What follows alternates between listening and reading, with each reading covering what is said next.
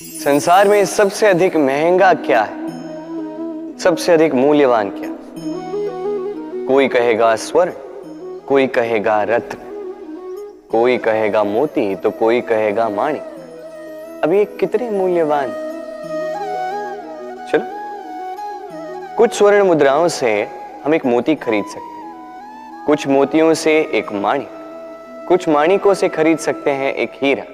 किंतु संसार का सारा धन खर्च करके भी हम एक वस्तु खरीद नहीं सकते, और वो है एक पल। क्या हुआ? सत्य समक्ष आ गया। सत्य यही है कि संसार में सबसे अधिक मूल्यवान है समय।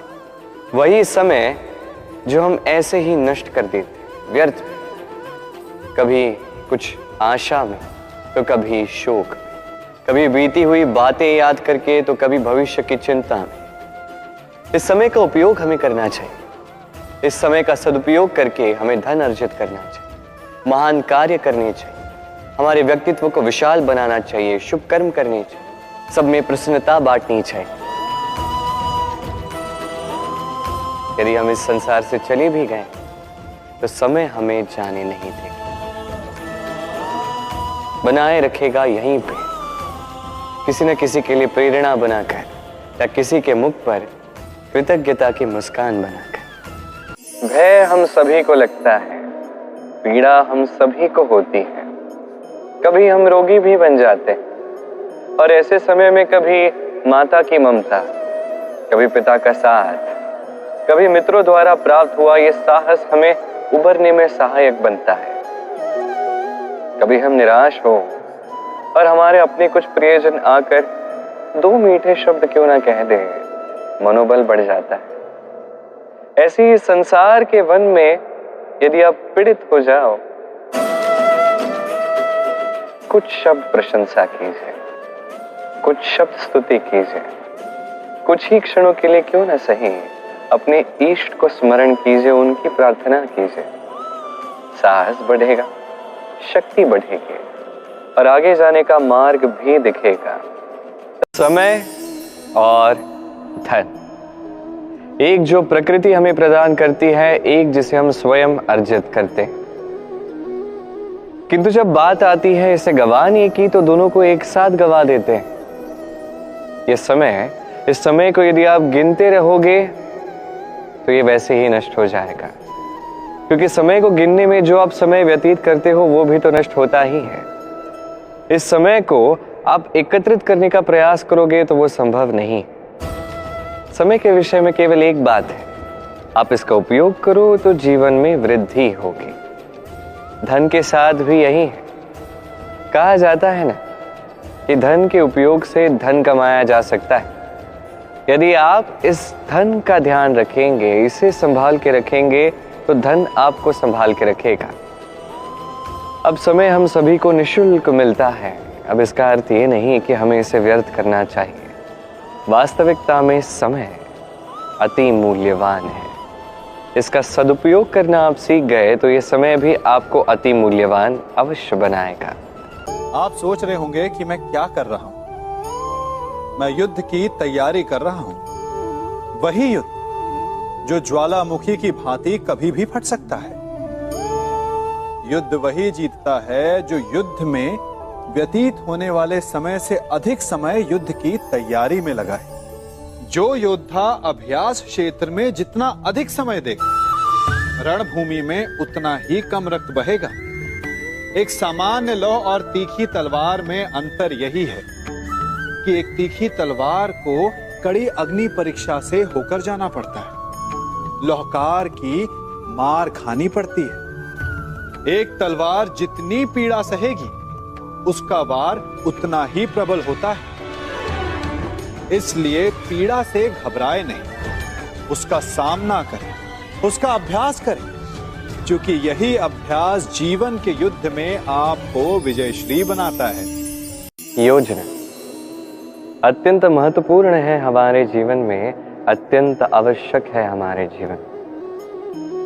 किंतु योजना कितनी लंबी होनी चाहिए, अर्थात इस योजना के विषय में आपको कितना सोचना चाहिए और कितने आगे के विषय में सोचना चाहिए। दूरदर्शिता अत्यंत श्रेष्ठ गुण है मनुष्य में, किंतु दूर की देखने में इतना मत उलझ जाइए कि निकट क्या है ये आप देख ही ना पाए। आज की छोड़ के आप केवल भविष्य के विषय में सोचते रहते हैं, ये अनुचित है। अब देखिए, योजना बनाइए किंतु उससे अधिक रही। इस क्षण का कुछ ज्ञात नहीं और आने वाले वर्षों के विषय में हम सोचते जाते हैं, मैं ये अनुभव करूंगा, ये आनंद प्राप्त करूंगा, वो करूंगा, ये करूंगा।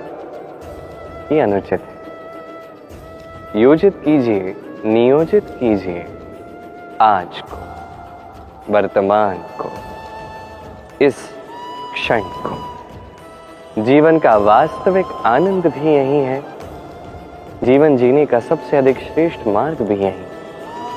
आपत्ति आपको त्रस्त करके रख सकती है, परंतु ये आपत्ति हर एक के जीवन में किसी कारण से होती है। ये आपको दिखाती है कि आपकी क्या कमियां हैं, क्यों है। ये आपत्ति वो माध्यम है जिससे आप अपनी दुर्बलता को सबलता में बदल सकते हैं। किसी पुष्प को ही देखिए, एक पुष्प, उसकी छाती में जब सुई छेद करके पार हो जाती है, तभी तो हमारे प्रभु के लिए फूलों की माला बनती है। इसलिए कभी भी इस आपत्ति से भयभीत मत होइए, इससे दूर मत जाइए, इसका स्वागत कीजिए। समझिए ये आपत्ति क्यों है। आपत्ति को समझेंगे तभी जीवन को समझ पाएंगे, जीवन को समझ पाएंगे तभी आपत्ति को संपत्ति में बदल सकते हैं। समय क्या है? ये समय एक सीधी रेखा तो कदापि नहीं। समय एक चक्र है, जहां से आदि है वही अंत है, और जहां अंत है वहीं से एक नया आरंभ भी। इस समय एक अत्यंत विचित्र सोच है, विचित्र भावना है, एक विचित्र वस्तु है जो किसी की समझ नहीं आती। इस समय की लीला, इसका कोई प्रमाण नहीं, कोई ज्ञान नहीं, कोई माप नहीं। बस इतना हम जान सकते हैं कि जहां अंत होगा वहां से एक नया आरंभ भी होगा। जो आज आपके पास है वो कल किसी और के पास जाएगा, तत्पश्चात उसके यहां से भी किसी और के पास जाएगा, तत्पश्चात उससे भी छीन लिया जाएगा। बस यही नियति, एक से दूसरे तक का आदान प्रदान का ये समय आपका समय। तो इस समय का उपयोग कीजिए, इस समय को जी लीजिए। आपको केवल इतना सुनिश्चित करना है कि आप कौन से पक्ष में हैं। और सत्य कहूं तो आपके जीवन का परिणाम इसी पर निर्भर करता है कि आपका ये चयन क्या है, आप कौन सा पक्ष चुनते हैं। तो स्मरण रखिए, जीवन में वही पक्ष चुनिए जिसे चुनने के पश्चात आपको सुख की अनुभूति होती है, आपको संतोष मिलता है, प्रसन्नता मिलती है। और मैं ये सुनिश्चित करूंगा कि यही पक्ष शांति का पक्ष हो, यही पक्ष प्रेम का पक्ष होगा। प्रतिशोध या किसी को दुख पहुंचाने की भावना, यदि ये आपके मन में है तो आप अपने ही मन में पीड़ा का एक विशाल सा वृक्ष बो रहे हैं, ये स्मरण रखिएगा।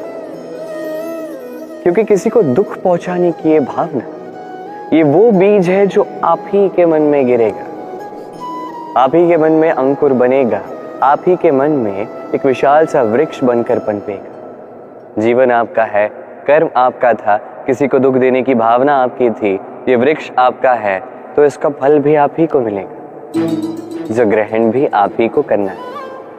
स्मरण रखिए, जो व्यक्ति ये सोचता है कि मैं इसे दुख दूंगा, इसे पीड़ा में देना चाहता, उसी व्यक्ति को दुख और पीड़ा मिलती। यदि इसी स्थान पे आप ये सोचो कि मैं किसी को सुखी करना चाहता, किसी को सुख देना चाहता, तो इसका भी बीज आपके मन में ही उतरेगा, ये भी वृक्ष ही बनेगा जिसका फल आप ही को मिलेगा। बात यहां आती है बस सोच की, सोच जो सच बनकर सामने आती। तो ये सोच शुभ रखिए, सबके लिए हित ही चाहे किसी और के मन में आपके लिए कुछ अच्छा हो ना, आप सबके लिए अच्छी भावना से कर्म करते जाइए, आपके साथ भी अच्छा ही होगा। समय कितना विचित्र होता है। समय हमारे साथ हो तो हम स्वयं को राजा मान लेते हैं। वही समय यदि विरुद्ध हो जाए तो रंक बनने में समय नहीं लगता। इसलिए मनुष्य की एक आदत होती है, बुरे समय के लिए कुछ बचा कर रखता है। संबंधी, मित्र बुरे समय में साथ छोड़ देते हैं। यश, मान बुरे समय में चला जाता है। तो व्यक्ति सोचता है क्यों ना धन संचय कर। धन का तो कोई मन नहीं होता जो समय आने पर बदल जाए। संसार कहता है कि धन का संचयन करते रहो, बुरे समय में काम आएगा ही। मैं कहता हूं शुभ कर्म करते रहो, आनंदित रहो, स्वयं पर और ईश्वर पर विश्वास रखो, बुरा समय कभी आएगा ही नहीं। राधे राधे।